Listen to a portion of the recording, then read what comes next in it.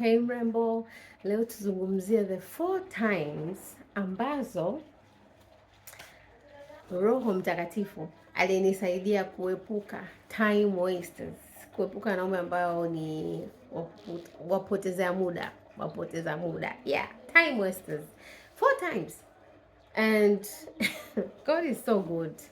God is so good. Ndio maana mimi mwaga nasema mtu atajitahidi kuwa mjanja, kuwa mdanganyifu kadri anavyoweza, lakini inapokuja swala la Roho Mtakatifu, no one can kuepuka intelligence ya Holy Spirit. Hakuna ambaye anaweza kuepuka intelligence na revelation ya Roho Mtakatifu. Yaani wanaweza kukudanganya wewe, anaweza akafool wachungaji wako, anaweza akafool pengine hata wazazi, hata rafiki zako akawa full akawadanganya, lakini nobody, absolutely nobody anaweza kumdanganya Roho Mtakatifu. And that's why you need the Holy Spirit in your life. Kama una Roho Mtakatifu in your life, give your life to Christ, because that is how utampata Roho Mtakatifu. Una njia nyingine, okay?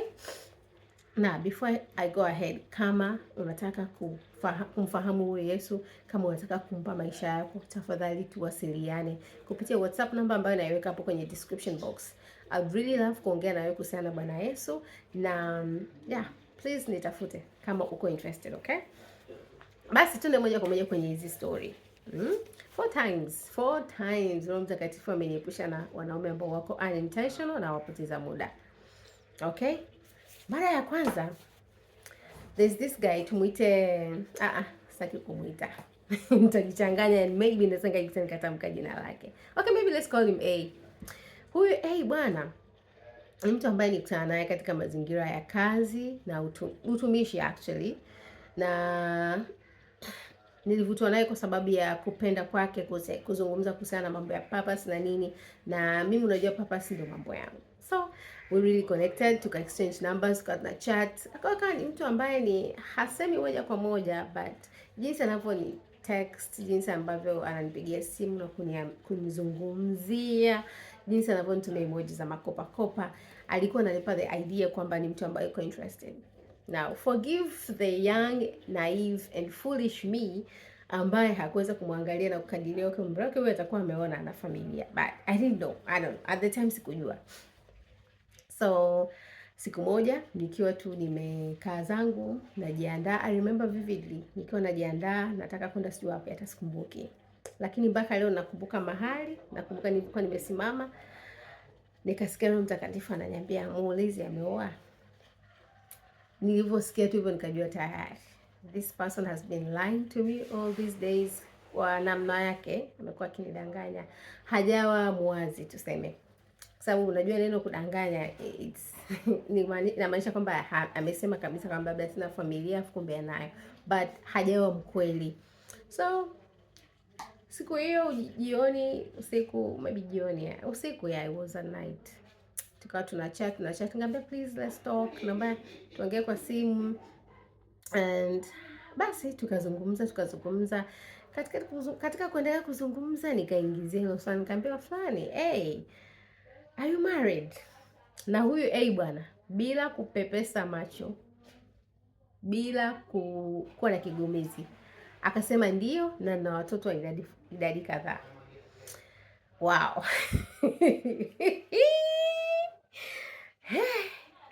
Nyie watu wakavu. Anyway, basi mimi kwa asili sio mtu wa kupanic, wala sio wa maneno, wala sio wa matusi, wala sijui kutukana, wala sijui kubishana. Sana mimi nikiwa kwenye kubishana wanapata kigumizi. I don't know, just happens. Basi kwao nikajua, kumbe hiyo ndio situation. Basi nikaanza kidogo kujiondoa, nikaanza kuweka ile respect ambayo anatakiwa kuipata mtu ambaye ni mume wa mtu, and eventually sikumblock, but kila mtu akaendelea na mambo yake. Na imagine huyu ni mtu ambaye alikuwa tayari kunisponsor mimi, kunilipia safari ya kwenda sehemu fulani nikajifunza. Actually yeye ndo alikuwa ana kama kongamano huko, kwa mimi ni like mwa company, I don't know, you get what I'm saying. Huyu ni mtu ambaye he showed kwamba yuko interested, lakini hakuwahi kusema chochote, and I know he's very smart. Ni mtu ambaye ana akili sana, mjanja, so he could get away with it kwamba mimi sijawahi kuambia chochote kitu kama hicho. but yeah, ilinifanya nijifunze. Okay, imagine, just so you know, huyu ni mtu ambaye ni Mkristo na anasema ameokoka. Yeah, Mkristo aliyeokoka. B, huyu B bwana nilikutana naye kipindi hicho nafanya biashara. Biashara ya mtindi huko Kariakoo. Baada ya kuwa nimepoteza kazi, nikawa najitafuta, nikawa nahangaika na hustle. Kwa hiyo nikawa nafanya biashara. Biashara kwa inaenda vizuri tu. In fact, alikuwa mmoja wapo ya mteja wangu. So this guy naye alikuwa anasema mimi ni Mkristo, nimeokoka, tena alikuwa anasema kabisa kwamba ni mtumishi wa kusimama na kufundisha. Okay? Basi then eventually akanifuata, he told me kwamba akani approach basically. Mimi nikamwambia hapana, kwa sababu I didn't feel kwamba I didn't want hii mambo ya mahusiano at the time, lakini pia I was not even attracted to him. Na nikamwambia hapana, so ikaishia hivyo. And then akawa anaendelea sasa kuniambia. Nikamwambia no, hapana, I'm not interested. Sasa siku akanitumia ile meme ya kusema kwamba utaolewa in this year, mtoto wako kwanza utampata ukiwa na umri huu, by the time anamaliza la 7 sio una umri huu, by the time anamaliza chuo, like kama kunitishia fulani indirectly kwamba ninavyokataa, kwa sababu alikuwa ananiona misimamo yangu, kwa sababu I was very open kwamba me I'm not for sex before marriage, I'm not for kuolewa tu na ilimradi kila mtu, mimi I'm all for purpose na nini. So alikuwa anajua misimamo yangu pretty much. So akawa amenitumia kwamba uangalie usije kama unachelewa. Unajua ile threat ambayo ni ya kijanja. Angalia usije kama unachelewa, unakataa kila mtu afu ukajikuta umechelewa na nini na nini. Mimi nikamrudia, nikamjibu message like. Kwa hiyo mama sasa I don't remember kama niwaambia kama ananitishia, but I was really not happy with it. Kaambia jamani, mambo sio lazima, mimi si nimeshakataa. Kwa nini sasa tunang'ang'anizana kuhusu kwa hiyo wewe unadhani nimekutumia kwa sababu mimi nakutaka sio nini? I actually had to pull up receipts. Juzi ikabidi nichukue screenshot nitafute niangalie hivi how did the interaction go about. Akawaka. Baadaye akasema kwanza unajua kitu gani? Mimi ni mtu mwenye heshima zake. Nina mtoto na nina mwanamke wangu. Na picha nikatumia mwanamke. This guy told on himself. Mimi sikumuuliza. Yeye mwenyewe akajisemelea. I was like, okay, I'm here for the popcorn. Nikawa na cheki picha ninavyoenda. Kwa hiyo usidhani kwamba mimi si ndo nakutaka. Sio nini? Ile akageuza kana kwamba hajawahi kunitongoza. Nikamwambia, that's good. Ni vizuri kama una mtoto na una mke wako, sio mwanamke wako. I don't know. Ndio uache tabia ya kucheat. Bwana Yesu akusaidie uache kucheat. Kumbe una mtu wako huko, una relationship yako huko, afu unakuja unanifuata tena mimi. Akarudi tena nimekinyonge. Kwa kweli naomba unisamehe kwa kukutongoza. But I'm so glad I instilled the fear of God in him. Hata kama akubadilika atajua mwenyewe, but nilimsema kwa jina la Yesu. So yeah. Imagine. Ikabidi mkemee na kumgombeza na akaniomba msamaha. Huyu ni mtu ambaye alikuwa anasema ni Kristo aliyeokoka na ni mtumishi wa kusimama na kutumika. God help us. This was way back in excuse the background noise. This was way back in 2019 maybe or 2020. But you can imagine how ndo watu wanaingia makanisani. This is why just because mtu anasema unamwona anaingia kanisani na kutoka, just because ana profess kwamba yeye ni Mkristo, as you're getting to know someone, unavodate huko, mtu akwambia kwamba ameokoka isikushtue. Be happy kwamba ameokoka because amechagua fungu jema. Lakini sio ndio useme, oh my God, ameokoka, he must be good man. Akili kumkichwa, please. Don't just feel, usihisi tu, fikiri pia. Okay? Fikiri pia. Muobserve huyo mtu. Yeye kusema ameokoka na jambo moja. Kuishi kama mfuasi wa Kristo ni jambo lingine. Okay? Huyo ni B, tuachane naye. C, huyu sio Mkristo, lakini nilikutana naye kwenye mazingira ambayo ni ya alinionyesha kwamba he's such a gentleman. na ni kipindi ambacho bado nilikuwa sijaweza kukataa kumpa mtu namba ya simu, so I gave him my number kwa sababu ya jinsi ambavyo alibehave as a gentleman and eventually nikajua tu kwamba huyu kwanza alikuwa ni mtu wa imani ya mama mdogo. Nikisema mama mdogo, you get what I'm saying? Yeah. And kitu kingine niligundua sio mtu ambaye tuna align. Yaani alikuwa tu ameonyesha interest alafu hakufollow through. Basi kwa na mimi nikawa nimemweka tu kwenye namna hiyo. Lakini akawa ni mtu ambaye ana tabia moja. Kuniitaita maneno pet names, maneno ambayo mtu na mpenzi wake wangeitana, ananiita mpenzi. I would be like, please don't call me those names. Please be respectful. And I know upendo sasa hivi ningeblock kabisa, lakini back then kama ambavyo nakwambia bado nilikuwa najifunza. Yaani bado nilikuwa kwenye mchakato wa kuweka boundaries na kusimamia standards zangu. So kwa hiyo akawa anapenda kuniaddress kwa namna hiyo, anapenda yaani kuniitaita majina ambayo sio mazuri. And then eventually kwa sababu nawasaidia kuzungumza English confidently, akawa ameniambia okay, nahitaji huduma yako. Nikawa sasa nimemtumia payment details, nikamwambia basi lipia, tunaanza hii session muda sio mrefu. Akaniambia sasa hivi niko nje ya nchi, niko nchi fulani. Na mimi kiutani tu nikamwambia okay, basi ukirudi pia usinisahau zawadi ya hiyo nchi husika. A few days later, maybe a month later, sikumbuki vizuri kwa kweli. Yaani ilitokea tu nikasema ngoja niangalie status leo. Nikakutana na status yake. Si nikakuta video ya send off ya mchumba wake. Makaza akasema okay, maybe ni mtu. And then eventually nikagundua, click kwamba okay, huyu ni mchumba wake ambaye ndo anatarajia kuoa. And then eventually video inayofuata I think ilikuwa ni si ndio ya harusi, sikumbuki kwa kweli. I think ilikuwa send off na harusi. Anyway, ilikuwa ni videos tu ambazo zinaonyesha huyu mtu sasa ameoa au anaelekea kuoa. Imagine huyu ni mtu ambaye ananiita majina sijui mpenzi whatever a few days before. I was like, what? Kimwamua tu nikasema namhurumia huyu dada anayeolewa na huyu mtu. But mimi sina baya. Nika reply to that status, nikamwambia hongera sana, Mungu awabariki. Hongereni kwa kufikia hii hatua na wasaidie mkawe na ndoa njema. Basi nikawa nimemcongratulate kwa namna hiyo. Akanijibu mkavu kabisa, mkavu. Asante na nini. And then from there it was quiet. Siku akarudi, unajua mpenzi sijui nini, unajua mimi moyo wangu. Nikaambia we ni mume wa mtu. Please don't waste my time. Okay, I don't think I said don't waste my time. That is me nikijibu sasa hivi. Nimwambie jiheshimu. Wewe ni mume wa mtu na acha kuniita majina. Please don't do this. Nitakublock ukiendelea. Si unajua nini. Unfortunately sikumblock. Kama ninavyokuambia bado nilikuwa natengeneza msuli wa kuwa na boundaries.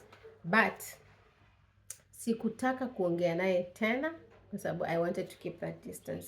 And who knows, pengine alikuwa ni wewe mke wake ndo ameshika simu. Sijui, I don't know. But this goes on to tell you kwamba just because a man anasema kitu kimoja doesn't mean anakimaanisha. Angalia anachokisema, angalia anavyo uzito anaochukulia kwenye hicho anachokisema, na utaona uzito wake kupitia matendo yake. Excuse me. Maneno na matendo yanaendana. Na hata kama akiwa tapeli mwigizaji mzuri sana, hawezi kuepuka chujio la Roho Mtakatifu. Hawezi, simply cannot. Okay? Haya, tuende kwa D bwana, huyu ni Mkristo. Anasema yeye ni Mkristo aliyeokoka na ngoja nisome details zake kidogo.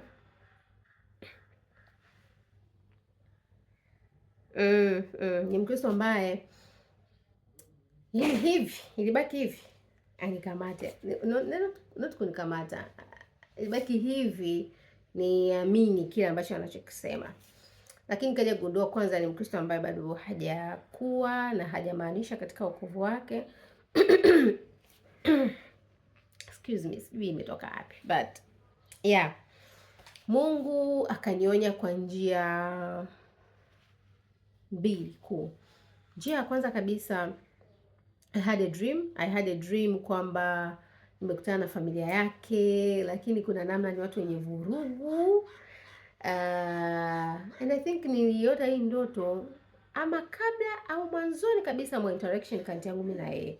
Kwa hiyo it didn't click mpaka baadaye. Na kwa kama kuna vurugu fulani, kama mimi kutokukubalika.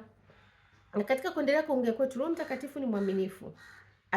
Neno la Mungu linasema atawafundisha yote. Mimi naamini anatufundisha yote, hata yale ambayo sio ya kiroho. Kwa hiyo katika kuendelea kuongea akawa ananiambia kuhusiana na familia yake, jinsi walivyo. Kuna vitu fulani nikaona vinaendana na kile ambacho nikaona kwenye ndoto, lakini bado haikuclick. Nimekuja kuclick ile swala ndoto, imekuja kuclick baadaye.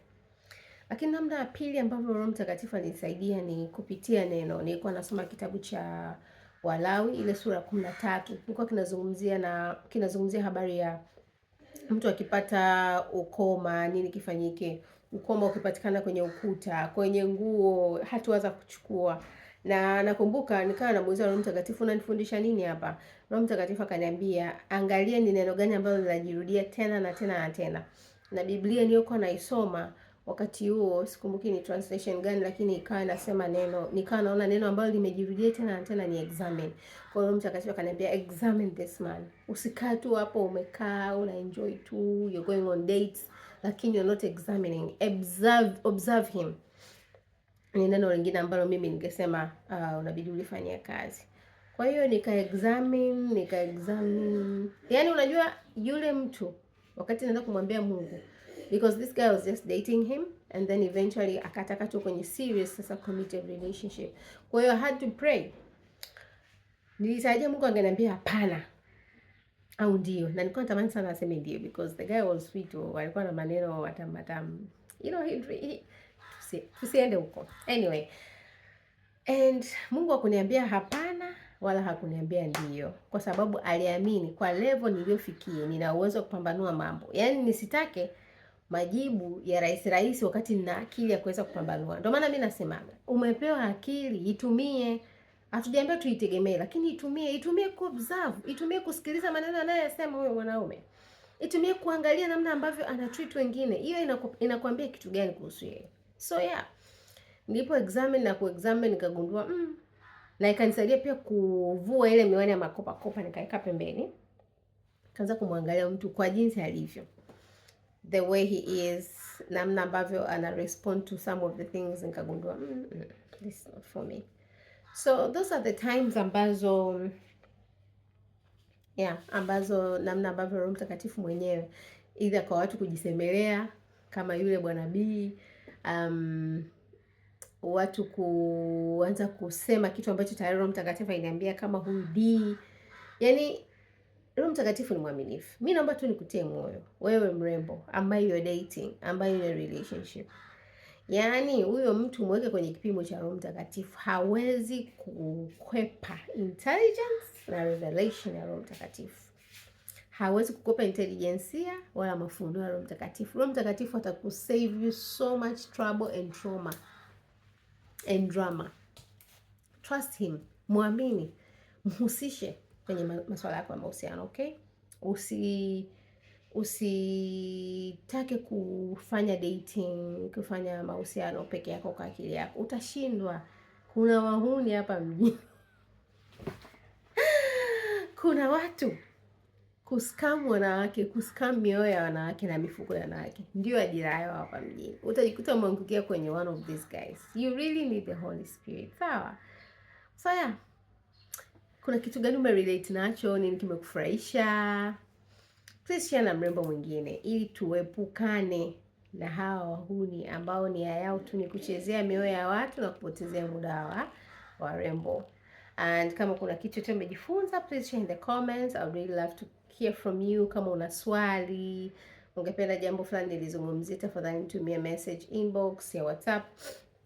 Ninaweka hapo kwenye description box. And yeah, pia usisahau kushare hii na mrembo mwingine, bila kusahau ku like because then inasaidia algorithm kuipeleka video hii kwa watu wengine zaidi, ili tuweze kujifunza, tuweze kuepuka yale ambayo yanaweza kuepukika. Okay, asante sana kwa kunisikiliza. Take care and bye.